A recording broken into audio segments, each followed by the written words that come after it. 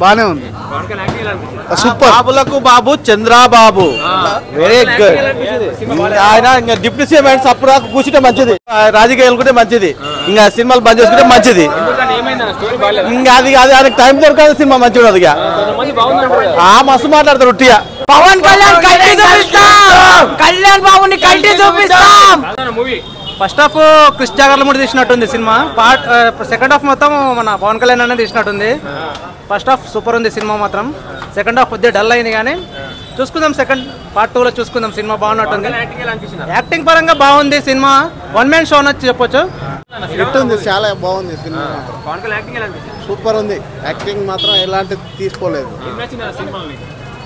కోహినూర్ వజ్రం కొరకు సినిమా తీశాడు, చాలా హిట్ ఉంది, సూపర్ హిట్.